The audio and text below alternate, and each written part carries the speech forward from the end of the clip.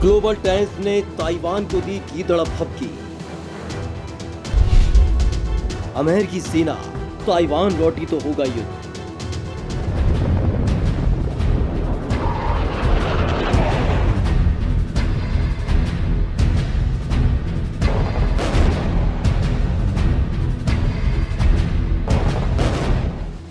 दोस्तों, अमेरिका और चीन के बीच लगातार तनाव का माहौल गहराता जा रहा है और अब ताइवान मामले को लेकर दोनों देश एक दूसरे के बिल्कुल आमने सामने आ गए हैं। इसी महीने अमेरिकी अधिकारियों के ताइवान दौरे को लेकर चीन ने कड़ी आपत्ति दर्ज कराई थी। यहां तक कि एक सख्त संदेश देने के लिए अपने 18 लड़ाकू विमानों को ताइवान के हवाई क्षेत्र के करीब भेज दिया था।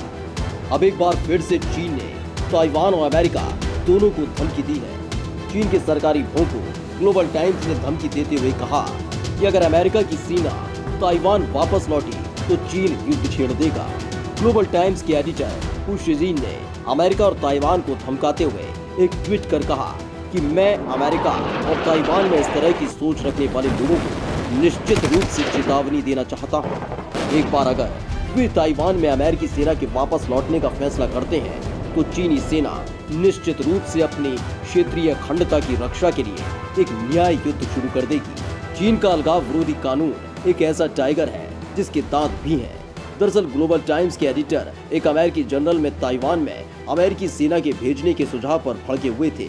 इस वक्त चीन और ताइवान के बीच युद्ध जैसे हालात बने हुए हैं। चीन ने हाल ही के दिनों में युद्ध अभ्यास के नाम पर ताइवान सीमा के पास भारी तादाद में सैनिकों और हथियारों और लड़ाकू विमानों की तैनाती कर दी है। इसके बाद चीन बार बार ताइवान की सीमा में घुसकर ताइपे को उकसाने की कोशिश कर रहा है। ऐसे में दोनों देशों के बीच जंग की आशंका तेज हो गई है। अमेरिकी जर्नल के सुझाव से भड़का चीन। दरअसल ग्लोबल टाइम्स के अमेरिका और ताइवान को खुली धमकी देने के पीछे की वजह है एक अमेरिकी सैन्य जर्नल की तरफ से दिया गया सुझाव। इस जर्नल में कहा गया था कि ताइवान में अमेरिकी सेना को भेजा जाना चाहिए।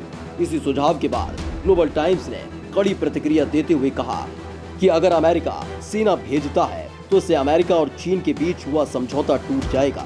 ये एक पागलपन भरा सुझाव है जो ताइवान की जनता के लिए ठीक नहीं है। लेकिन फिर भी यह सही होता है तो चीनी सेना कड़ी कार्रवाई करेगी और ताकत के बल पर ताइवान का एकीकरण करेगी। ताइवान में विदेशी हस्तक्षेप और ताइवान के अलगाव समर्थक लोगों के खिलाफ ताइवान स्ट्रेट में चल रहे व्यापक युद्ध अभ्यास को लेकर भी ग्लोबल टाइम्स ने जमकर भड़ास निकाली है। इससे पहले अमेरिकी सैन्य पत्रिका में सुझाव दिया गया था कि पूर्वी एशिया में क्षेत्रीय शक्ति संतुलन अमेरिका और ताइवान से हटकर चीन की ओर जा रहा है। ऐसे में अगर अमेरिका ताइवान की रक्षा के लिए प्रतिबद्ध है तो उसे ताइवान में सेना की तैनाती पर विचार करना होगा। इस लेख में चेतावनी दी गई थी कि वर्तमान शक्ति संतुलन को देखते हुए चीन के अचानक हमले का डर है।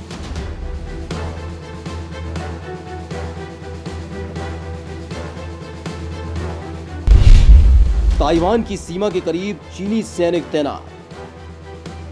ताइवान और चीन के बीच जारी तनाव कभी भी युद्ध का रूप ले सकता है। पिछले कुछ दिनों में चीन ने 40 से ज्यादा बार ताइवान सीमा में अपने लड़ाकू विमान भेजे और घुसपैठ करने की कोशिश की थी। हालांकि हर बार ताइवान ने मुंहतोड़ जवाब देते हुए खदेड़ दिया। चीनी हमले के खतरे को देखते हुए राष्ट्रपति त्साई इंग-वेन ने सैन्य तैयारियों का जायजा लिया, जिसके बाद ताइवानी सेना ने भी जोरदार युद्ध अभ्यास किया था। वहीं चीन की धमकी का जवाब ताइवान की राष्ट्रपति त्साई इंग-वेन ने ट्वीट करके ही दिया है। उन्होंने धमकी के जवाब में लिखा कि ताइवान की वायुसेना किसी को धमकी नहीं देती है और न ही सैन्य उकसावे की कार्रवाई करती है। हमारे जवानों के अंदर इच्छा शक्ति और क्षमता है कि वे ताइवान की रक्षा कर सके और चीनी विमानों के हमारे हवाई क्षेत्र में घुसपैठ से वे भयभीत नहीं है।